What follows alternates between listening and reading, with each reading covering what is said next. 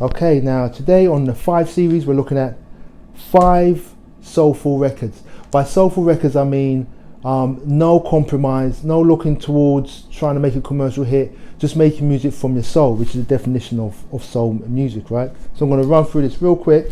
And first off we have Gil Scott Heaven, The Revolution Will Not Be Televised. Gil Scott Heaven is an iconic artist, known as a spoken word artist mainly, but he also sings. And he's got a very interesting and beautiful voice, unique voice. And he sings on quite a few of these songs. Home is Where the Hatred Is, Save the Children is on here, Lady Day is on here. Just a beautiful record, a must have. The legend Gil Scott Heaven. Next up, Rea Franklin, Young, Gifted and Black. Rea Franklin takes it home on this record, gets back to her gospel roots. The big hit on this record was Rock Steady, but the whole album from beginning to end is just beautiful, soulful. She takes it there and she keeps it earnest and authentic, which is the theme with all of these records. Next up is Marvin Gaye, Here My Dear, a 2-disc album filled with songs which are basically a homage to the divorce that he's going through at the time from his ex-wife. It's an album of longing, it's an album of regret, it's an album of love and pain, and it is a must-have. Next up is Alice Clark. This is kind of a mysterious record, Alice Clark by Alice Clark.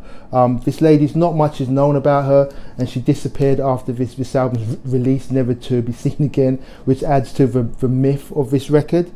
But it's a record that's just filled with beautiful, earnest, touching songs of love, and it's an essential record. Next up, one of my most important records in my collection, Nancy Dupree, Ghetto Reality. It's in Rochester, New York in 1968, I guess, 1969. Nancy Dupree's a school teacher, and she coaxed the school kids into taking a music class and singing these songs that she'd created based around black icons of the time, i.e.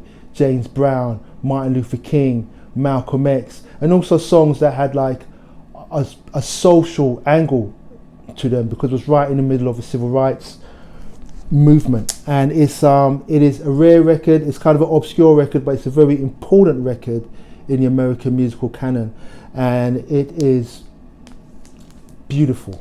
It's an absolutely beautiful and important record, and that's my 5 soulful records. Thank you.